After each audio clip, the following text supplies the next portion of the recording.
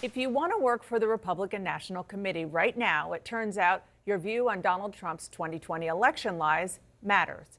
Sources tell CNN the RNC officials, the new ones that Trump installed, they're asking potential new hires whether they believe the 2020 election was stolen. There is, of course, no evidence of widespread election fraud in the last presidential race.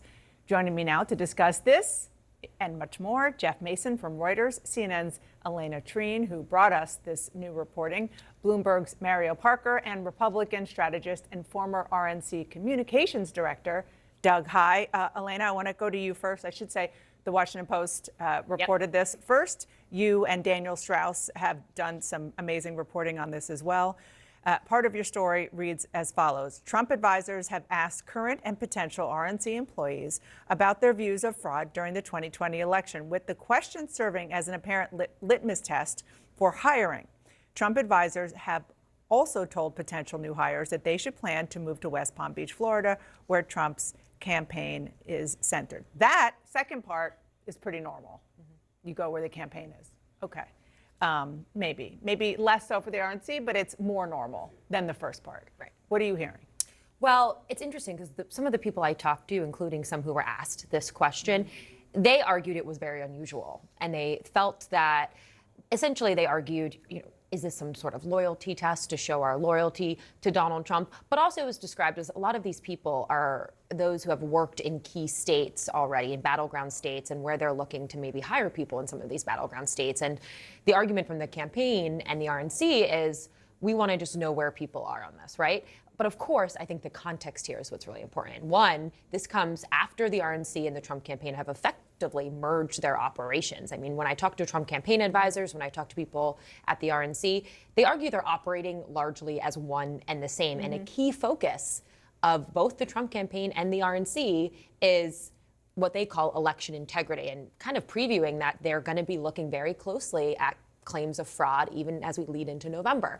And that's also something that Donald Trump, we know, very much cares about. It's something that really led to that fracturing of the relationship between him and Ronna McDaniel. He still privately harbors resentment toward her for what he argues was not the RNC not doing enough around the 2020 election and his claims of fraud. And so that's where I think a lot of this is stemming from. And of course, it's unusual. Yeah.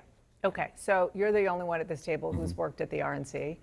I'm guessing when you had an interview process, you weren't asked such questions because who was the Republican nominee then? Michael Steele.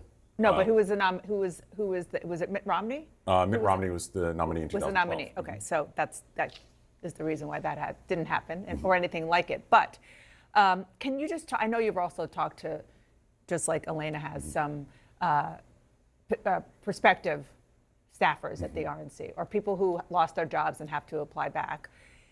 What are you hearing, and can you just explain why this is not normal? Yeah, I'll go back first to 2010 when Michael Steele was the chairman. He said very often, the RNC doesn't do policy. So you don't get asked specific questions about policy matters. This essentially is a policy matter because that's not what you're there to do. You're there to, in my case, help communicate the RNC's message. You're there to help target and get out voters in key states. You're there to raise money, certainly.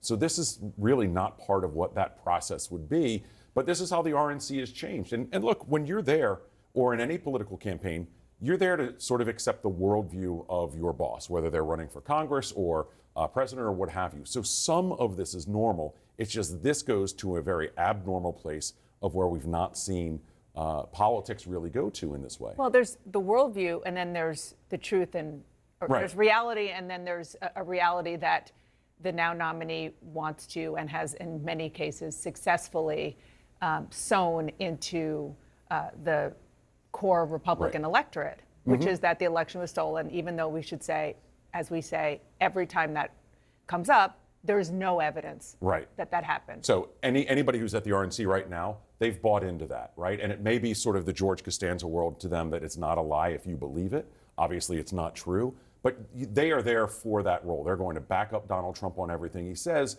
That, again, we're in abnormal territory. That's partially normal for the committee. This is just a very new and different way of doing things. I'm always in a communications role. I've never been asked specific policy questions in any interview for any campaign or congressional office. It's just not done. And I do just want to add something that is really interesting to this dynamic, and what you're saying just reminded me of it. Some of the people who work for the Trump campaign, some of Trump's campaign advisors, will admit and acknowledge behind the scenes that Biden won the election. I don't think, and there's many people at the RNC, as I'm sure you know, that feel that way as well, which also I think adds another complicating factor to this new line of questioning. Yeah, I talked to somebody this morning who was recounting a friend's interview process who was asked that question, and the answer was something like, well, kind of a middle of the road, if you can be middle of the road on this. Well, I think that there were some questions that we looked into because the other issue is that yes, the people who are at the RNC now, for the most part, have bought into the lies, but there are legit, very talented operatives in the states who might not, who actually know how to get people elected. I found out what the best interview answer on this actually is. You can say, no, the election obviously wasn't stolen. And in the context of everything that's happened this week, it was all Rana's fault. She didn't do what she needed to at the RNC. I'm going to do a better job at the committee. Yeah. That's what gets you hired. I've been covering a lot of Biden's fundraisers in the last couple of weeks, and he's been starting to, in the purpose of showing a contrast with Trump, asking if people are better off now than they were 4 years ago, and talking about a vision for the future versus a vision of the past. And I think this, in a way, is a bit of a gift for that narrative, because he will continue to say Donald Trump is focused on the past, focused on an election that he lost, and I'm focused on the future. I want to turn, staying on 2024 and the new leadership at the RNC. Laura Trump, who of course is Donald Trump's daughter-in-law, is now a senior person at the RNC. And this morning she was out and she was talking about the need for early voting. And I'm going to play that, but I also want to show what Donald Trump has saying. And you might notice a bit of a contradiction. We have to start encouraging Republican voters to do things like voting early, trust mail-in voting. These are ways that we actually can have a big lead as we head into Election Day. Mail-in voting is totally corrupt. Get that through your head. It has to be. The votes, it has to be. That was just last month. And now you'll see the headache that her father-in-law will give her that Rana enjoyed for the last 4 or 5 years or so, right? Just undercutting that message. Republicans, in order for Donald Trump to retake the White House, they need Republicans to start trusting the system.